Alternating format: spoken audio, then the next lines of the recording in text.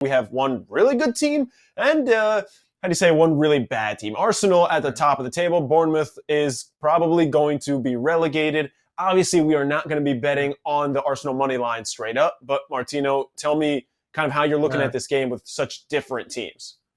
Yeah, I mean, listen, Bournemouth is just lowly. This isn't the type of game that they're supposed to win or even get a result. You're going away to the Emirates. A really huge bounce back win for Arsenal, toppling Everton this time, finally. And it was a convincing win. And there's just a lot of positive morale on Arsenal at this point, because we kind of talk about Liverpool and Chelsea. It's really teams you don't want to bet on. Arsenal at this point, you kind of look for things on a first-time champion. What are they able to do? What are the types of games that you usually see them drop?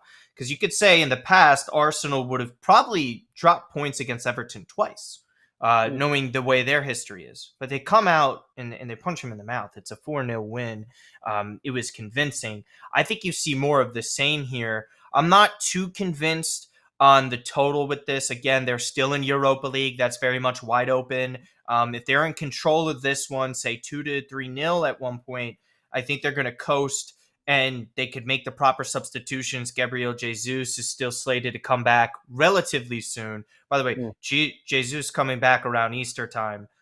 A bet we're going to be cooking up soon. Just to let you know, that's just a foreshadow for a couple. Hold on, you're talking about Jesus coming back around Easter time, and you did not make a Jesus rising joke. Like, that's what I was alluding to. That's going to be made in a couple of shows. That's just a couple of shows, but who knows when he comes back? But it should be relatively soon. But anyways, again, they're just playing so well. I don't see how Bournemouth is going to score too much. You could even go to the both teams to score no on this one as well. That's always the very popular one. But yeah, I mean, this is just right now, Arsenal are approaching everything as 13 cup finals. And they're going to be that way. And sometimes you're going to see games kind of tight if you haven't bet this late into a season on a team that really just has not that big of a lead over Manchester City, where it's 5 points for now. You see Bukayo Saka in these interviews on NBC Sports after the match talking about, like, it's great that they're winning these games 4-0. But where's their mental at? And their mental is one game at a time. And that's exactly what I want to hear and see. And they're approaching it that way, because how many times do we hear people over here in America that try to emulate what Joe Namath says? Like, I guarantee you we're going to win the game or something like that. It's always hot air, but you need to see it. And I'm seeing it from them. And that's why I like Arsenal money line and under 3.5, just because I think they're going to look towards other competitions. And that's at -107, which is a pretty solid number.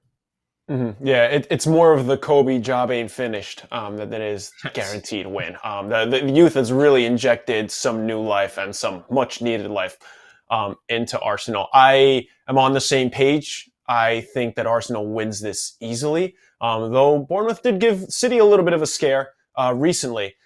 So the goal scoring has the potential, but also they have let up goals like it is quite literally their job.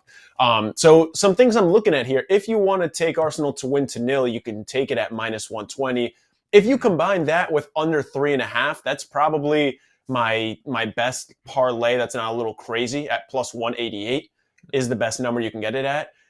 Both teams to score no at under 2.5. Best number you can get that is at +175.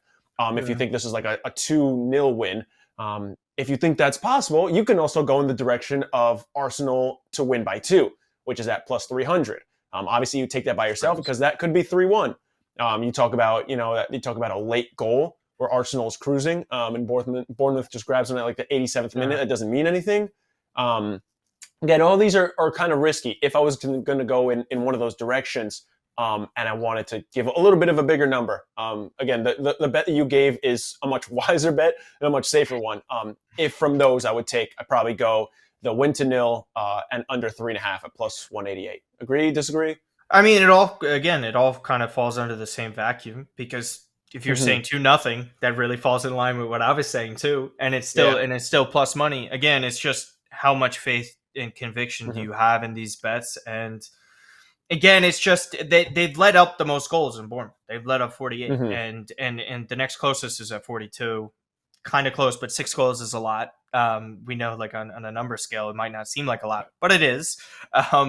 And again, it's just that type of thing. Again, look at multiple scores. There's Asian handicaps to look at as well. Like there's plenty of value in here. And I think it was funny because I saw someone on Twitter, funnily enough, say you shouldn't be betting on games prior to the match. And I found that pretty hilarious because it's all relative. Interesting. Because there's a reason Vegas has golden towers and makes hundreds of millions of dollars. There's no surefire method to this. Is there a better way to live bet at times? Sure.